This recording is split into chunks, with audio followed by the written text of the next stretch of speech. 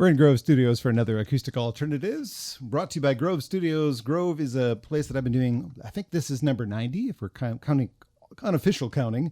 Not all of them have been done here, but they've been kind enough to encourage me to do a podcast so many years ago, almost 5 years ago now, that I wouldn't have the joy that I have without Grove Studios. And if you've never been here, if you're a musician, if you're a DJ, if you're a podcaster, if they've got a space that you can rent 24/7, you want to come in at 2 a.m. and jam so you don't annoy your neighbors, that's available. To keep that operation, just check them out at grovestudios.com. I am here with somebody who's been, on my short list of people I've wanted to have since I started doing the podcast, one of the most prolific songwriters I've ever met.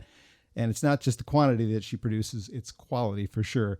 This time on Acoustic Alternatives, it's May Erlewine and special guest, Packy Lundholm. Thank you for joining me. Thanks for having us, John. So good to have you here finally, May, and just a pleasure. You've been a favorite of mine for so long. When I first discovered you, it was a 2007-ish session you did at the station I used to work at under your other name, Daisy May.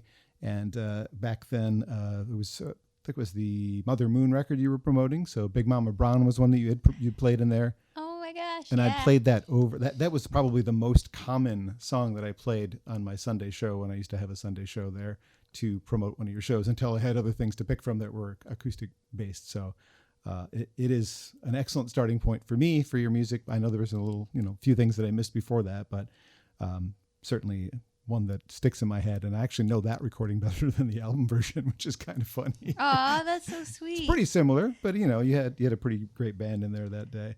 The newest record is called What It Takes. We'll hold that up to the people who are watching this on the cameras. And this one was produced by Theo Katzman on his record label.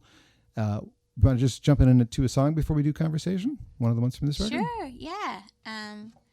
This is on the 10 Good Songs label. This is a love song, and it's called My Speed. 1, 2, 3.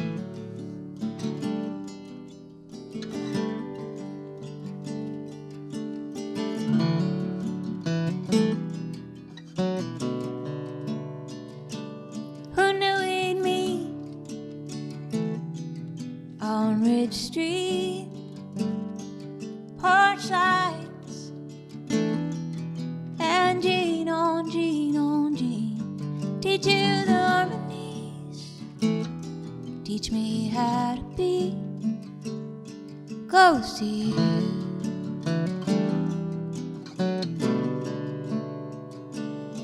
You got a good name for everything. Oh, guitar strings and never-ending endings. Give you my good days if you show me the way close to you.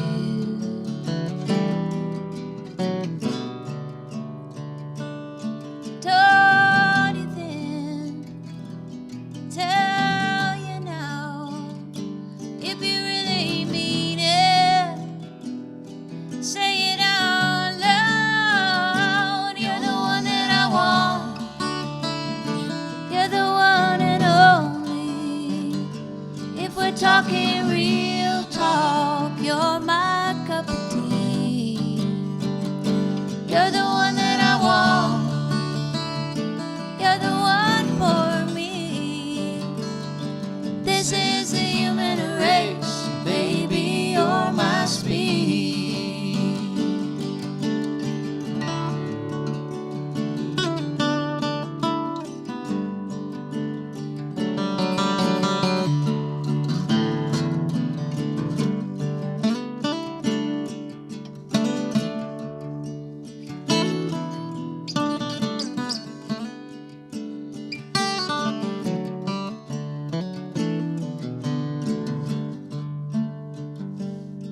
After the good takes, go back to my place. You're in your 30s, more time for us to waste. Give you the shirt off my back if I can be close to you.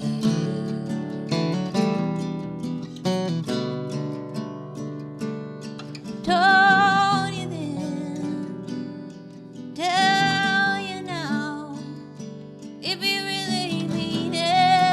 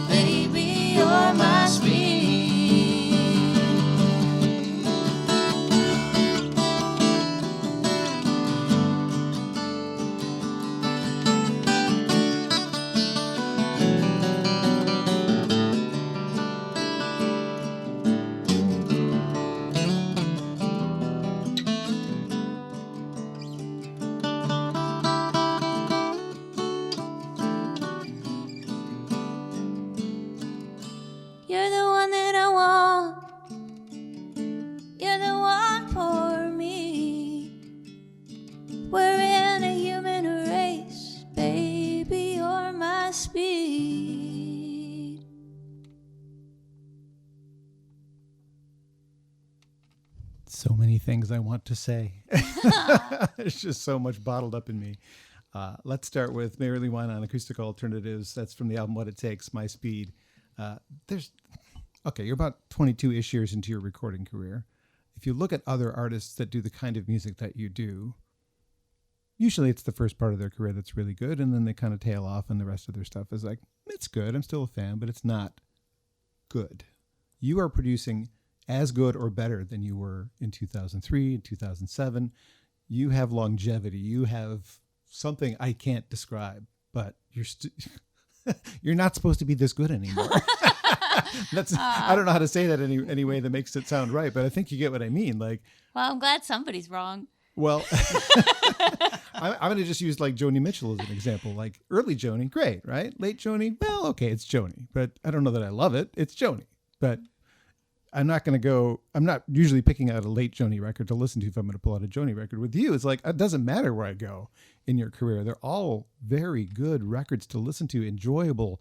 And that's something about your skill set. And I don't know what it is exactly, because I've been doing this 40 years in some capacity.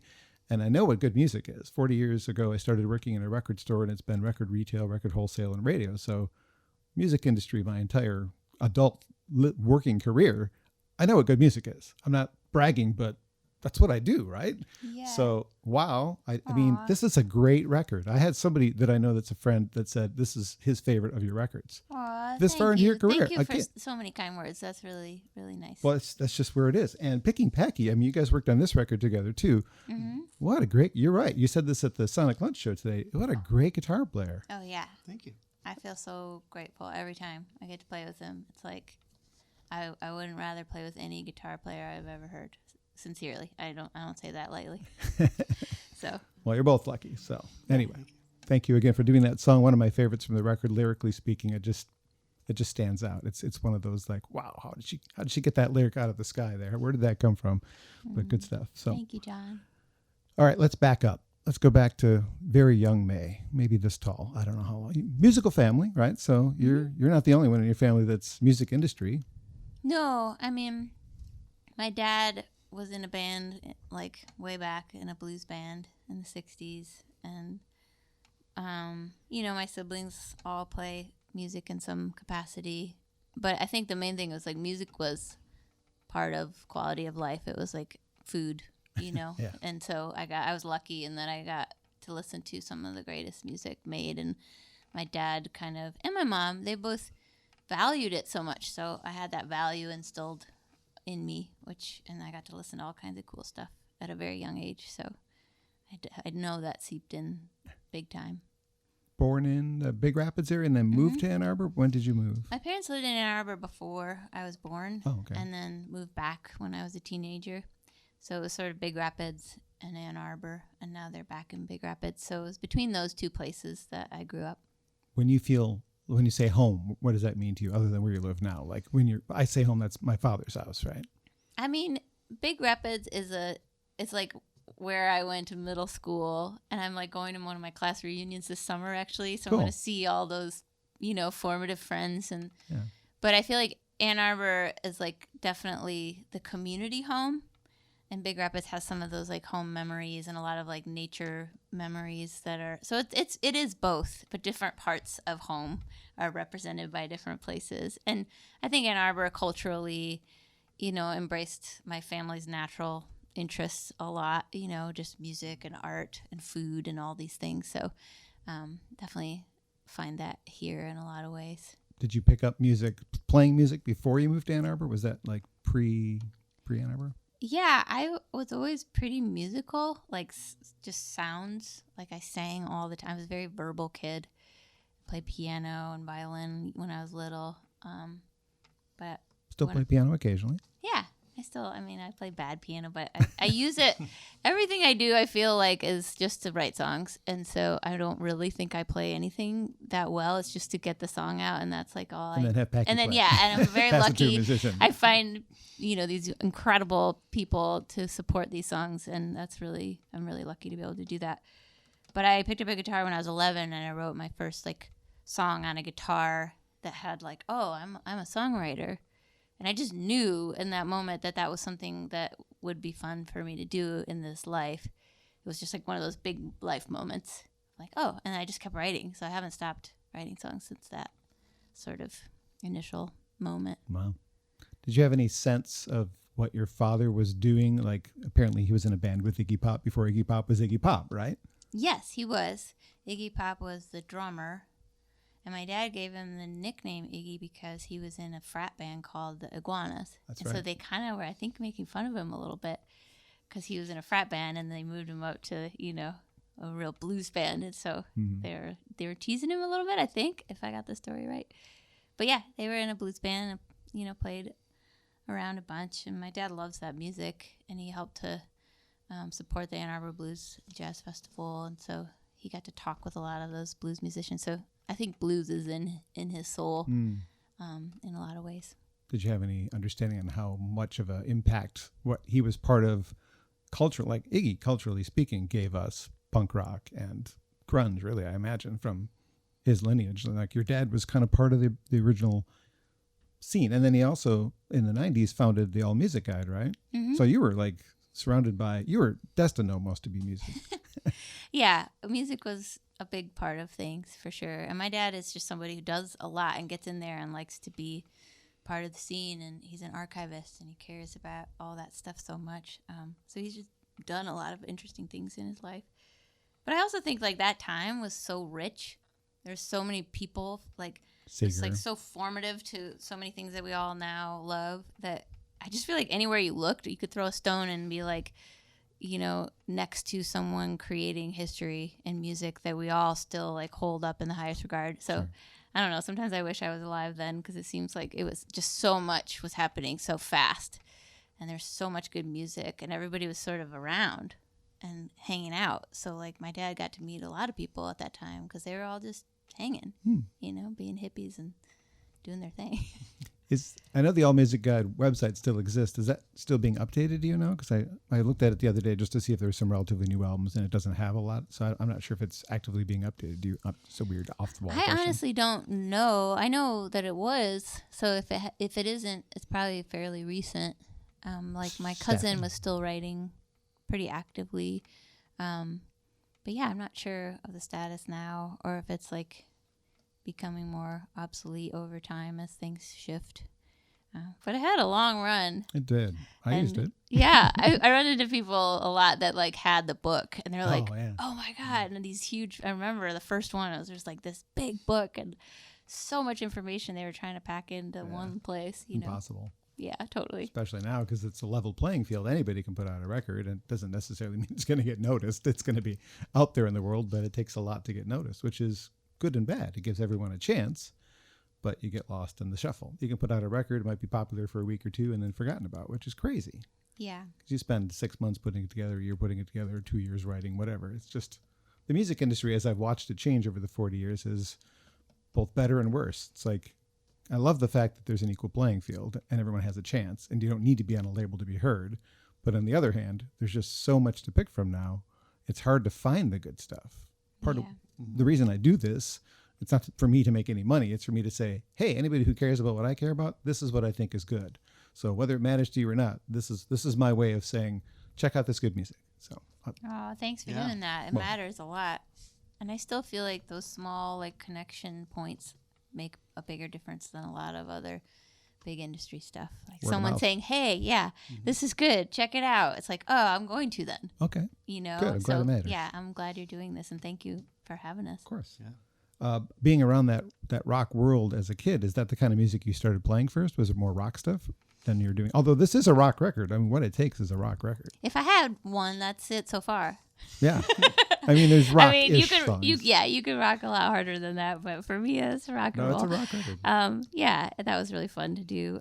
I mean, my dad, he listened to blues and jazz and soul singers, and my mom listened to folk singers, and so I had this kind of perfect songwriter mix, because some of those old soul songs are so beautifully written, and my mom also liked country, so I just had these great writers at an early age, so I feel like I had a lot of good examples and things to look to of like what a song is and the stories and stuff.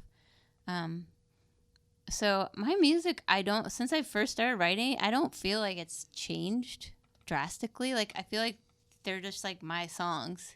And there's like all these different little sort of genre tilts you can hear, but none of them it's like, I'm just like a songwriter, And so I think I didn't feel super influenced by a genre. I felt more influenced by the singing and the stories, and I got to listen to a lot of the great singers. And so just like how you phrase and tell a story, it was very important to me. And I think that's what I got most out of what my dad and mom listened to. Does that make sense? Yeah, makes sense. Was there ever anything else you wanted to do with yourself than what you're doing? I mean, every day I'm like, oh, I could be a potter, or I could be a midwife, or like, I love so many things that, yeah, but then when I think about how to, like, the impact and what it feels like, well, for the people who find this music and find it useful to them, I feel like as far as like being of service to my community or the people that I'm around, like, music feels like the most impact that I can have for one person, right now anyways. So I feel like it's the right thing. And if it becomes something else, I'll know, I guess. But I sure do love it. And I love writing songs. And, the power of music is so humbling always. Like, I just am never not amazed by how much it can change people and help people. And like every show, I feel like someone says something where I'm like, wow, I'm glad that you were here, and I'm glad we were here, and I'm glad all this happened, because that's important. And that's just what music does. So it feels good to devote my life to something that is doing that for people, and for me too. Like, music helps me more than most things also. I'm sure you're writing about things that are going on, and it's your way of like processing, right? Yeah, definitely. Well, 2003 is when you put out your debut record. I mean, you wish you were born earlier. If you'd put that same record out in 1973, let's say, there wasn't really a big independent label scene. Like, to put it out in 2003, you had a chance. You had a chance to be heard. But back then, it would have just been lost if you weren't on Elektra or Columbia or whatever. No one would have heard you. Yeah. Almost nobody. But I guess fortunately for us, you were born in a later time, and we get to hear your records. You have a way to promote your own records. Do you ever play any songs from that first record? I go see you frequently, and you don't go back that much. From Sleepless? I mean, even, yeah. I once in a while will play stuff from Heart Song. I don't play stuff from Sleepless. I love some of those songs, like, just in my own being. Like, I still feel very connected to them. So it's not like, oh, I don't like those anymore, or they're not me anymore. It's more of just like, they're a whole place to go, and like, nobody that I play music with regularly knows them and will know how to go. It's like, I can go there, and I just don't, I think, because it's kind of, I feel like it's a little sacred maybe. It's like this like origin point. And so I just haven't done it, but I have dreamed about like doing a show as a joke that's like, May Erlewine does Daisy May, just like, and I play some of those records or some of those songs, and that would be a fun excuse to like just dig back in. I did do a whole Heart Song show where I played it front to back. Cool. For I think the 10-year anniversary or something, and that was really fun. So yeah, I'm not opposed to playing them, but I think also because I write so much, I just get excited about what is new, and I just want to play the new song. Like, today we played a song we'd never played before yesterday, and it's just exciting to do that. And sometimes you mess it up and it's not like the most perfect thing, but I love that. I love the new, like, kind of wobbly trying of things. It's fun. Well, you're blessed to be prolific. You don't have to go back that often. You always have new stuff to pick from. There's always songs that we haven't heard. And in fact, as a patron on your Patreon, you're probably the best value for me on Patreon. You're consistently giving me stuff every week or two or three. You're giving me something new that's unreleased or something special. And others that I subscribe to, they try. It's hard. I mean, but you're consistently putting something out. Oh, so I suppose thanks for your support. Well, of course. If you ever get to a point, though, where it runs out, and not that you're going to run out, but like that might be the time that you revisit those. Hey, let's do these classic shows, because I'm feeling a little lost in my songwriting. So I'm going to do these, 2 or 3 songs from all my old records. So that might be something fun to do at some point. Totally. Yeah, definitely. Not now, because there's a new record. It's called What It Takes. Came out earlier this year. Excellent record. You want to do the other one from this one, or do you want to do one of the older ones? No, we can do the down to this. This was a song that was also released on Patreon first before it came out on the record. And so if you're not already supporting May on Patreon, you can hear songs before they're released, sometimes a year before they're released. And you can decide whether, well, you haven't done this yet, but I'm in one Patreon page where he puts out a song every couple of weeks, and then we all vote on which songs end up on the record. So, Ooh, that's fun. yeah, so he basically says, okay, these are your top 10. Those are the ones I'm going to record, make them fully, flush them out and do them in the studio. So anyway. Yeah, that's cool. Yeah, Patreon's fun. I'm really grateful for the community and the support there, and I think it's helped so many artists and people just connect to artists in their work and the reality of it too. So, is there a story with this song before you play it? There is. This song, I'll tell you the shortest version I can. This song I was in Oaxaca, Mexico, and there's this old church there, and that whole city is very ancient and sacred feeling, and I really wanted to go into this church and say a prayer. And I walked by it and was like, oh, I'll go after lunch. And then I went back, and there was a wedding in there, and I couldn't go into the church because they were occupied. And then I remember being like, oh, man, I wanted to pray in that church. And then at that moment, this breeze came by, and it made all the hair on my body stand up. And it was like my mind was like, oh, this is God laughing at me. And it was like God was laughing because, like, you can pray always, anywhere, and the church has nothing to do with it, And it was just like this moment where I, like, felt God, and it was, like, brought me into the present. And then that evening I had this whole experience of kind of going through my life and realizing that there was a lot that I needed to let go of in order to be in the present and feel, whether you call it God or love or whatever, feel that energy of fully being here and being present. So I wrote this song just as almost like a prayer to be more in that place and to let go of the things that I need to let go of.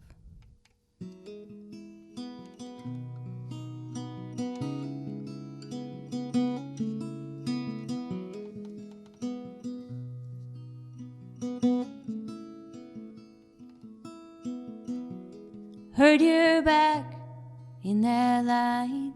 I still wish that you were mine. And I'm wishing most of always. And it's no real place to live, wanting what you could not give. You can't build a home of hallways. And there's no use clinging to what never will be. And there's no sense keeping future company if it all comes down to this. This is what this is, I guess I'll live in the moment.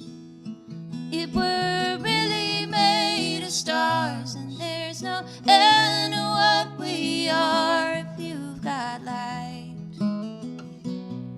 Go on, show it if it all comes down to this.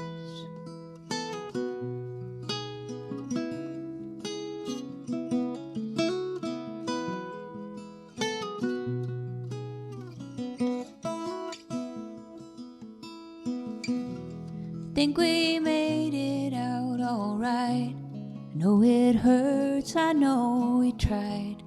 I think I would try forever. It's not possible to breathe under the weight if you believe you're not getting any better. And there's no use clinging to what never will be. And there's no sense keeping future company if it all comes down to this. This is what this is, I guess I'll live in the moment. If we're really made of stars, and there's no end to what we are if you've got light. Go on, show it if it all comes down to this.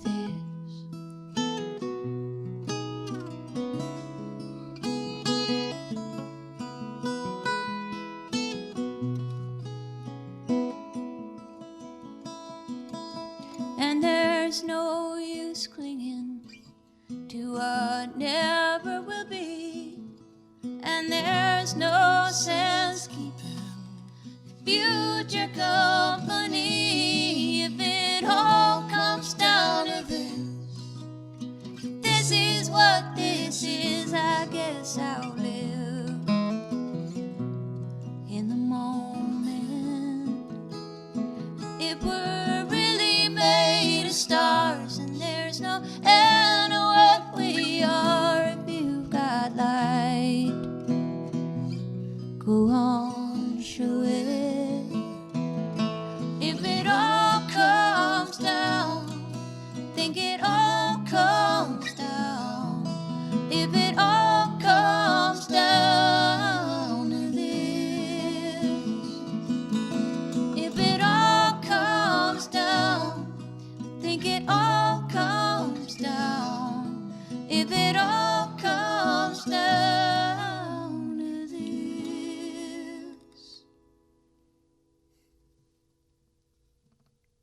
I can't talk. And I'll tell you, your voice, your songs, they move me in a way. I don't do this at all the concerts I go to. I don't hold my heart and go, I'm holding this in so it doesn't explode. But that's what you do to me. Your voice, your songs. May Erlewine's my guest on Acoustic Alternatives in Grove Studios. GroveStudios.space if you want to check out what it looks like. If you're a band or a DJ or a podcaster and you need to do your thing and not disturb your neighbors, their motto is get out of the garage and get into the studio. And I'm super grateful to them. If they hadn't asked me to do this, I would not be experiencing this moment, this very special moment for me, having Packy and May here doing this thing for me. So thank you to them and thank you to you. And this fantastic new record, if you haven't picked it up yet, What It Takes is the latest record, the 2025 release from May. It seems like there's already 3 or 4 new songs that have been being performed out live, so there must be another record in the queue. She's already working on it, I'm sure. I'm thinking about it. Yeah. Of course, you're always thinking about it. Thank you. You're putting out something almost every year, it seems like, if not every year. I love recording, and I love writing songs. It's so fun, you know? Not a bad job. Yeah. But Nice work if you can get it, as the old song says. totally, yeah. Song I've been playing a lot in my new radio world. We had once mentioned that you had a previous interview that we done years ago that can't be heard at this point. Prairie Home Companion was something you got to do once. Oh, yeah. Have you had any more cool experiences like that in your career since then? Have you gotten to do any of the big shows like that? Oh, man. Like Mountain Stage or any of those sort of No, things? nothing quite like Acoustic that. Cafe? Has Rob ever had you on? Rob Reinhardt does that in Ann Arbor. Maybe. I don't remember. I don't know. I don't Okay. think so. I haven't done a ton of those kinds of things. Doing Prairie Home Companion was super cool, super fun. I know that a lot of people have a lot to say about any personality that is, prevalent in our media world, but Garrison was so cool. We hit it off, and I just kind of hung around and followed the giant man around the set. He was very nice and funny and interesting. So that was cool. Got to do it once, though. Just once. Only once? Why not twice? I don't know.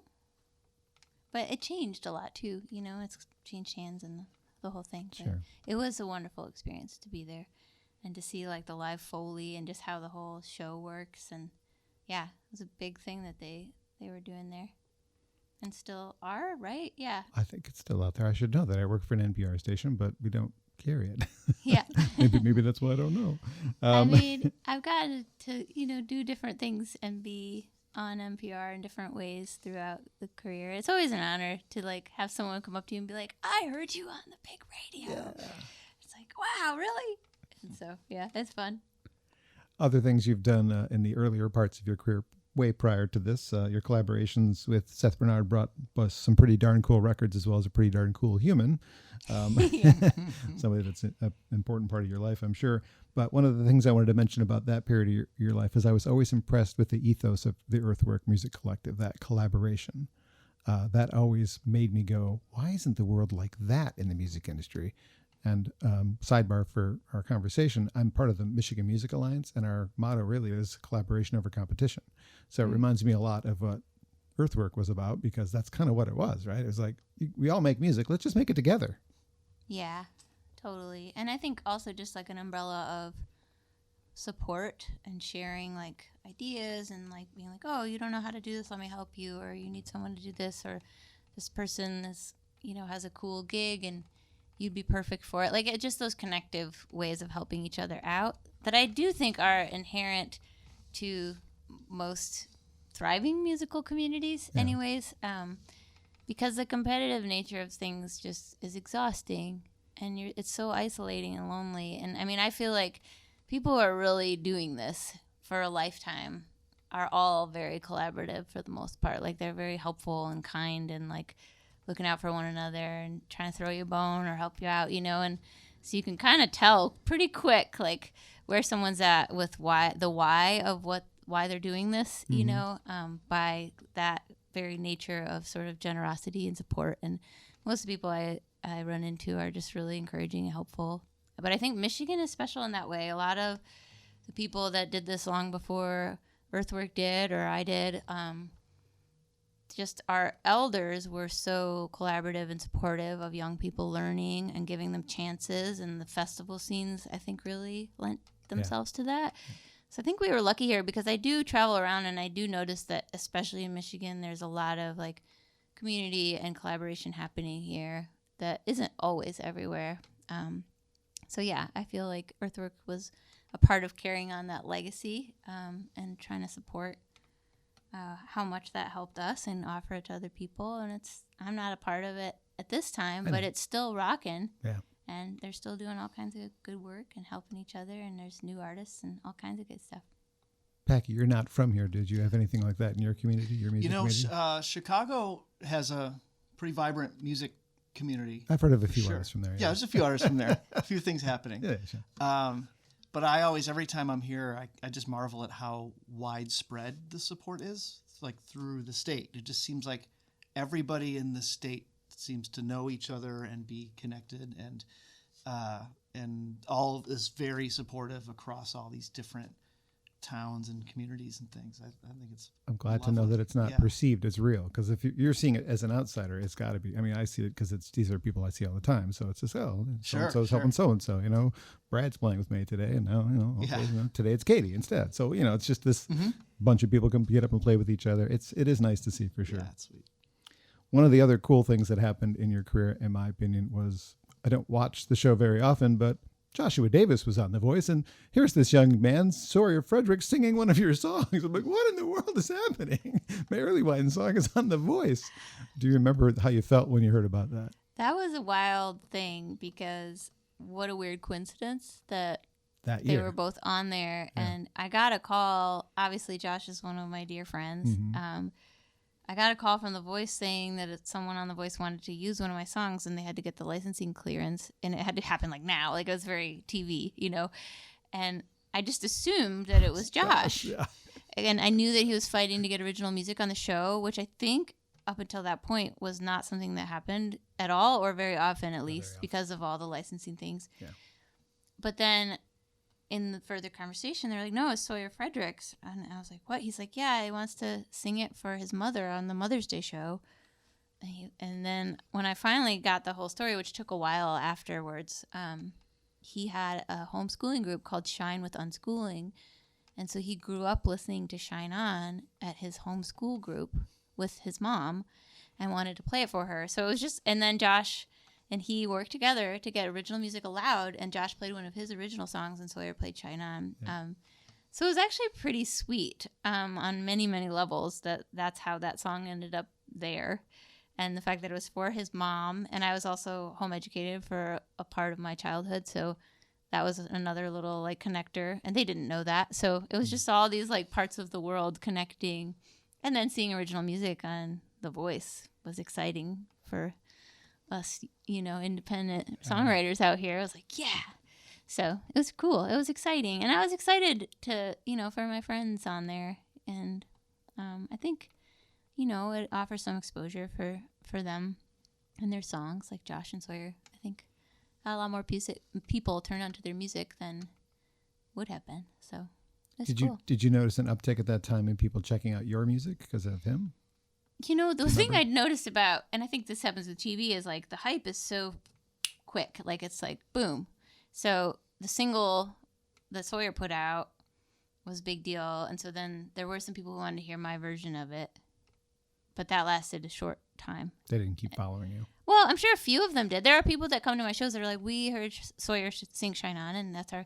so it's real. Yeah. But it isn't like, you know, I think for me being such an like auxiliary piece of that puzzle, like the hype was quick burn. But I think there are a few people, and anyone, you know, that has a connection, it's like, that's important. So yeah, I'm sure it helped in ways. It might still like come out later, some crazy connection that happened because of that. Like, that's one thing about this world of music. It's like, you don't ever know. Like, a song you write that you think maybe didn't reach people in the way you hoped, 20 years later, someone comes with this huge opportunity because they could, you know what I mean? It's like, it all is working its magic in weird ways that we can't ever know. But that was a fun little manifestation of a lot of different connections. That was a staple in your early shows, and one of the songs from that era that still is a staple, the River Jordan, little thing you may not know, in my days at the radio station in Ann Arbor that I used to work at, that song was performed 3 different times in studio, once by the Sweetwater Warblers, which makes sense because you were there. Brad Phillips did it once. Oh, I didn't know that. Yep, and Rochelle Clark did it once. Sweet. And then, of course, I had the Lindsay Lou version available to play to me. So I had so many different versions available for my Sunday morning show to play. 3 of them recorded in the studio. I mean, I can't think of any other song that was performed in our studio more than once or twice. Maybe somebody covered the same song by a different session, but a Michigan-based songwriter covered by other Michigan-based songwriters. But that says something about how people feel about your music. Other musicians, like your peers, really look up to you. And they recognize, I mean, when the Rebel E's opened for you today, I mean, they were like, oh my gosh, we're opening for May. So there's this like, we all think of you in this community as May. And I don't know what happens when you go to Colorado or Florida. I don't know if you play there, but like the level probably changes as to how well they know you. Oh, yeah, totally. I mean, I think it's just, I don't know. This world is so funny because you can go and play at some really big time thing for thousands of people and have this experience where you are like kind of the movie rock star moment of something. And then 2 days later, you're playing at this tiny club and no one came, and they're like kind of rude and kicking you out or like as fast as possible. And the sound is horrible and nobody cares, and they throw you a bag of chips in the green room. You know, it's like I live in those worlds often. Sure. I mean, and it's just, I don't know. I think it's part of the deal, and I kind of love it for that reason. Like, I like the fact that it just all depends, and the humility of knowing that I can play in Michigan and a lot of people sing along and know, and then I can go to Colorado and be really grateful if the room is even halfway full, and if there are people there that care. It's like, it's a huge deal. And so, I don't know, it keeps you humble and grateful. And that's a good thing for the human experience, I think. It's just a weird thing about the music scene. It is weird. Like you're big in Michigan to a point. I kind of can equate it to the Canadian music scene because they have the Canadian content rule for radio. The Tragically Hip were a huge band in Canada. Do you know them? No. Right, but they were huge. They're one of the biggest bands in Canada. Blue Rodeo, same thing. Huge band in Canada. Do you know them? Right. Great band. Love them both, but they didn't have the same regional success right below them. But in their country, they would play stadiums, and here, you know, might play the Ark. Yeah. So it's a little weird. It is weird. And yeah, I don't, you know, it's just like, then again, it goes back to connecting to actual people and how important like word of mouth and just actual connection to community is versus a hype machine or whatever. Like, you're not going to reach people unless you actually do in the end. So yeah, it's interesting though. And I don't think anyone ever knows which way it's going to go, or there's not always a rhyme or reason. Like, sometimes a band just hits something right and then they just go poof, and they're like, I don't know what happened, but here we are. So yeah, it's kind of fun and kind of ridiculous for those reasons. Shine On and River Jordan are 2 classics from your past. There's a couple of others that really reached my heart, and I asked before we started the interview if you would include those into the session. So pick one of the 2, and we'll talk again after that. Okay, I think let's do Love and Desire. Please. So this is from my last record, which Theo Katzman also produced, and Packy also played on that record too. So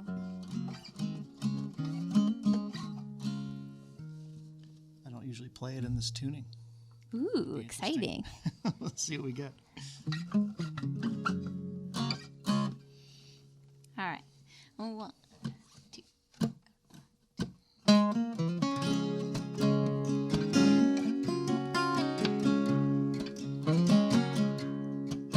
I won't find a sound to drown out the trouble in me.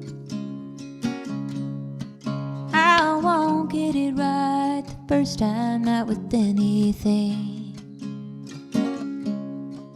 I'm nothing like that clock on the wall.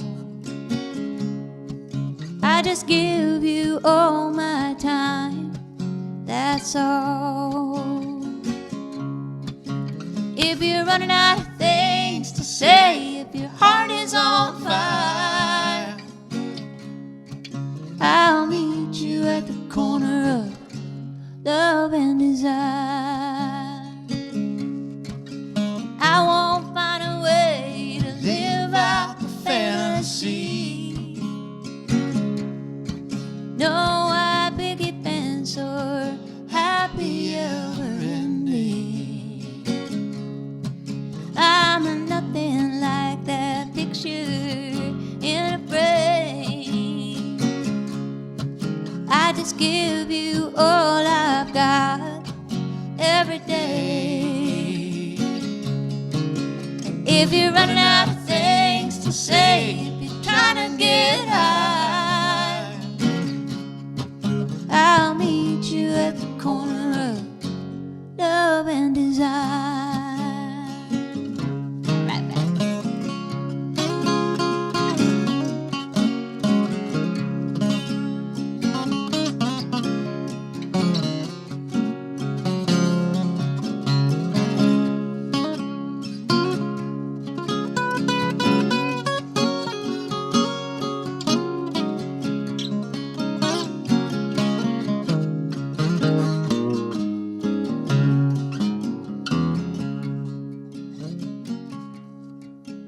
I won't know the words you heard that set you free.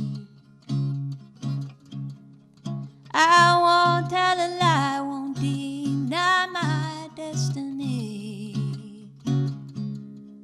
I'm nothing like that song you always sing. I just learned a tune and found a harmony. If you're running out of things to say, if you're walking on a wire, I'll meet you at the corner of love and desire. If you're running out of things to say, your heart is on fire, I'll meet you at the corner. I'll see you at the corner. I'll meet you at the corner. Love and desire.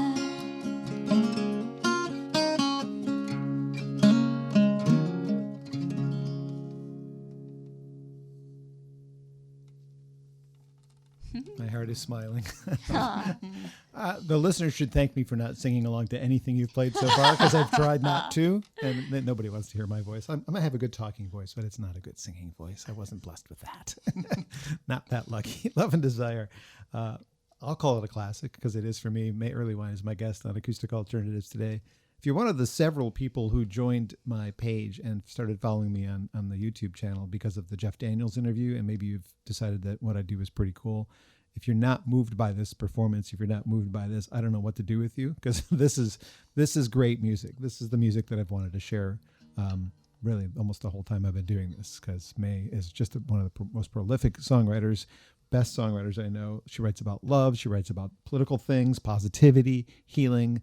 Your voice is like medicine to me. I don't even know how many more ways I can say, wow, just wow, thank you. Aw, thanks, John. How much do you write in a typical week? Because it does seem like you've always got something new to present all the time. I don't You don't schedule it? I don't subscribe to any goals about writing because I have worked really hard to build a relationship with my creative self that is based on trust.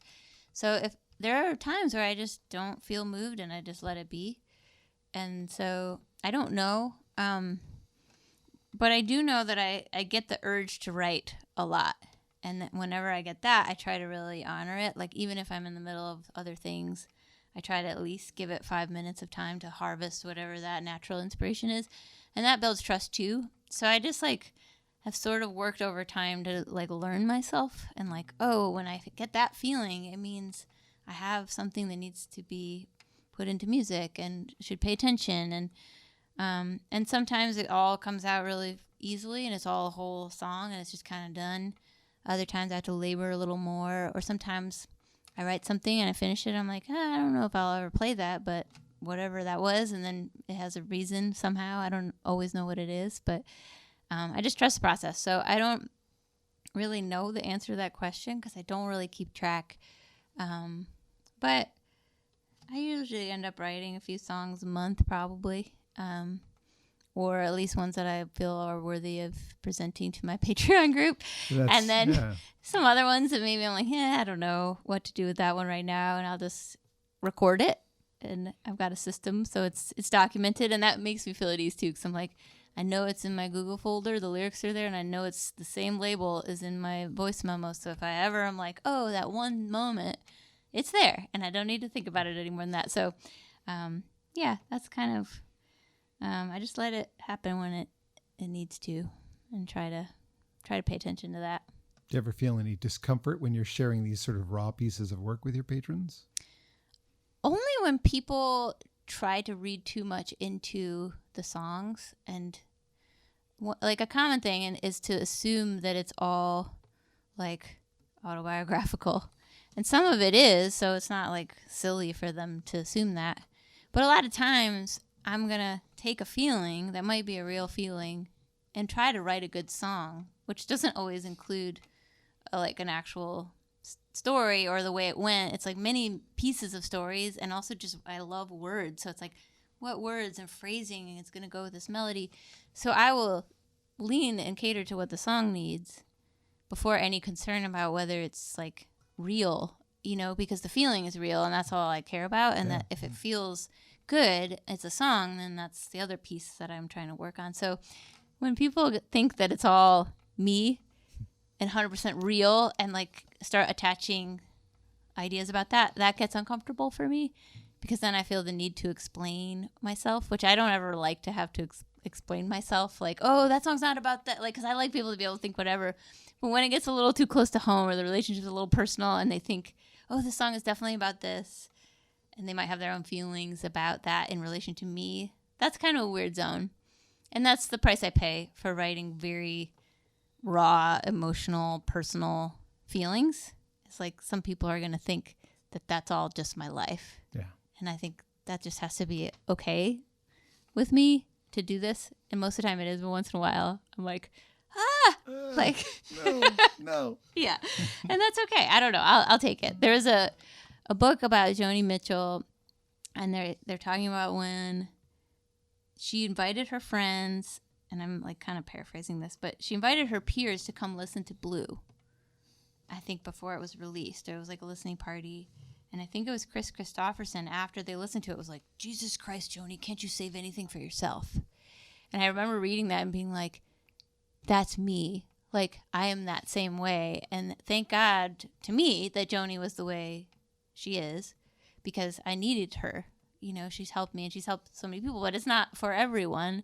And some people think it's too much. And so it's comforting to just read like, okay, yeah, like we aren't all going to be for everybody. And some of this raw, like deep emotional place I go isn't somebody's cup of tea, or they don't want to hear about it. And so, I think it's just, you do have to pay some prices with that energy, and it's okay. But I look to people like her to pave the way, make room for the vulnerable things, because that's just what comes out. So I'm not going to try to edit it down to be less whatever, Just be you. So Be real. I think that's what people but expect. there's moments, Yeah, sure. that it's weird. Probably. Well, we'll do this when we're not recording, but I do attach my own story to one of your songs. In fact, it's the other one we're going to have you play, but I won't quiz you because this lives on the internet forever in case I'm wrong. We'll have that in a private conversation. But remind me when we're done to ask you if I'm right about what the song is about. But anyway, I have at least one dream album for you to do, and it would be a duets album with Antoine Stanley, because the times I've seen you sing together, oh my God, that needs to happen. I love singing with Antoine. Do like a GoFundMe or something to fund that record. Make that happen. I would love to, and I bet you Antoine would tolerate it. He's so generous with his voice and his time, and he's very sweet to me and so many people. But yeah, I would love that. I love singing with him. He's just like pure joy when he sings. It's like, and so it feels just so good to be in his singing presence. I love the space he holds. One of the other things that I'm not in charge of your career in any way, shape, or form, but that is like one thing I'd like you to do. And another thing I think you should do, and it's just a suggestion, because a lot of your records are out of print at this point. Mm-hmm. Perhaps a fan voted on best of record. Like, let your patron fans say, if these 15 songs, pick your favorite 10 songs or whatever that were on a best of record, and then repress some of those older songs that aren't in existence on a CD or a vinyl, whatever you want to put it on. But I think that would be a nice way to make those things available again, because even you have like, do you know you have 3 YouTube channels? 3 YouTube I think channels? You have 3 YouTube channels. You have definitely have 2, and they don't have all the same records on them. Interesting. Yeah, it might be something to look into. One of them only has like 300 subscribers. The other one has enough for you to be monetized. So the ones you're not monetizing, because if you don't have 1,000 subscribers, you're not monetizing those views. So if they were combined, you'd be better off. But again, I think there's 3. There's definitely 2. It was very confusing I put together a best of myself, a YouTube playlist for people. Thanks. It's 88 songs or something long, which is kind of long for a best of. But I was having trouble finding songs from certain records because they're just not out there on that particular medium. And so it kind of got me thinking, like, it'd be nice if there was a way for fans who love these old songs and can't find them to put them on something. So just an idea.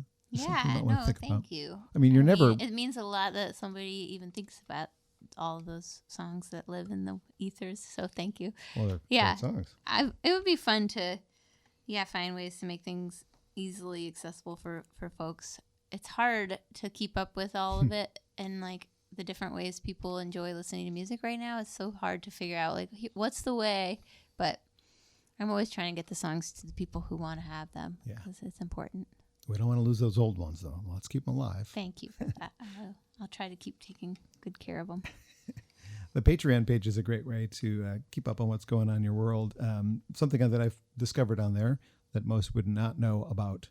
Our mutual friend Jim Fleming seems to have inspired a song, I think, because he wrote some lyrics that actually made me really think hard. It was, I'm just a little past my prime for prime time, and I'm not old enough to be a legend, which made me think about where you are in your career a lot. And I thought to myself, that's kind of a weird spot to be in, because you're right. I've seen a lot of artists that in this folk music realm, they big crowds at the Arc, 400 every time they come through, and then it kind of peaks down, and now they're back playing small rooms or even smaller rooms. And you haven't done that. You're kind of still playing at the same level all the time. But my perception of where you should be is never ever be an opener, unless you're opening for like Emmylou Harris or something like that. You're a headliner, and I don't know that this middle ground that you're in. I don't know how to get you to where you're playing bigger rooms. I mean, I think about these things of people that I'm really into, like what is keeping them from playing the Michigan Theater instead of, again, I love the Arc, but like a bigger room. Where is the divide between the crowd sizes? And I don't know how to change it, because we've been thinking about, I mentioned the Michigan Music Alliance not too long ago. It's, where have the audiences gone since the pandemic? Some of them haven't come back to the rooms. Yeah, that's true. So I don't know how you grow at this point, in this weird point of your career I just mentioned in this lyric you wrote, because it is kind of a weird point. Like, you're not new anymore, but you're not old. You're not Emmylou old. Yeah. But, I know you want to keep going. This is what you do. Yeah. I don't know what to do with that. I don't know what you do with that as a musician. Like, this is how you make a living. Yeah. Well, that's what the song was called, is Making a Living. And it was, Jim Fleming always had think it was on his desk or on the wall, like make a living, not a killing. Yeah. And he's an agent that ran Fleming Agency here. And Great man. Jim is, a wonderful person. Got to work with him for a few years, and it was such a pleasure. But yeah, I don't know. I just figure if I'm making a living still, then I get to keep doing it. So I'll do it anyways, but it's nice to be able to, support my life and do this. I feel lucky. Not everybody gets to do what they creatively love for their living, so I feel grateful to get to do it. You say you're not old enough to be a legend, but I know a lot of the people in the music scene think you are, and I do too. So some of my favorite lyrics of yours, as we move on a little bit here, from the newest record, we already did the What It Takes, but if this is the human race, baby, you're my speed. One of the best lyrics of the year, without question. I just love how that comes out. Thank you. That rolls off the tongue really nice. Down the Disc, you did that one. It just hits my heart. Love and Desire is a favorite of mine, and I was so happy you did that. River Jordan, Shine On, Rise Up Singing, all, obviously destined for a best of if people vote on them. The one that touches my heart the most possibly is Nothing But Love, because I can kind of picture how that one relates to your life. And I would love it if you could do that one. Absolutely. Yeah.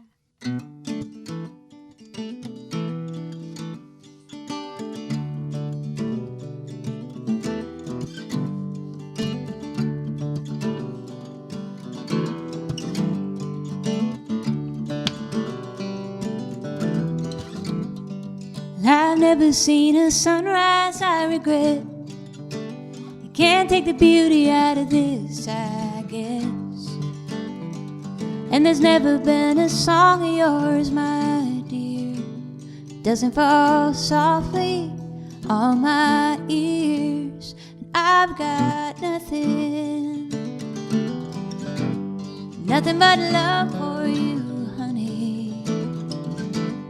I've got nothing but love. And there's a turn on a road somewhere, and we always seem to end up there. And I'm looking for a better way to go, and I'm getting lost, and I want you to know that I've got nothing but love for you, honey. I've got nothing but love.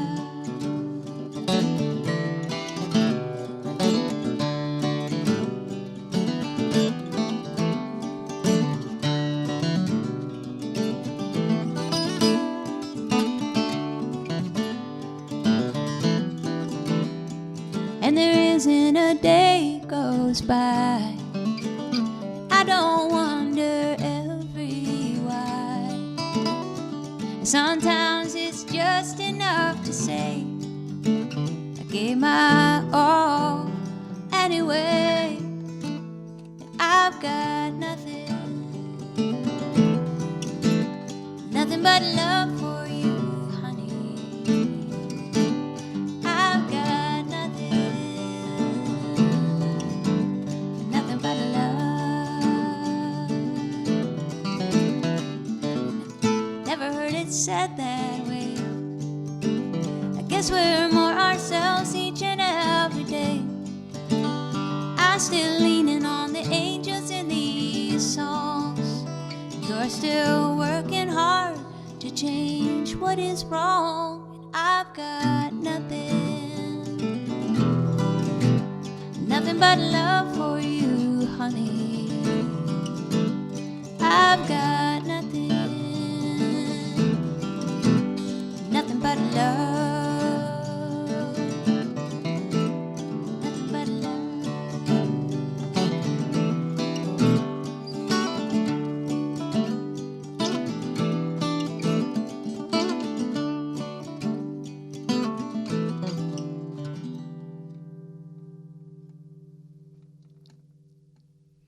One of my absolute favorites from May Erlewine on Acoustic Alternatives at Grove Studios. Nothing but love.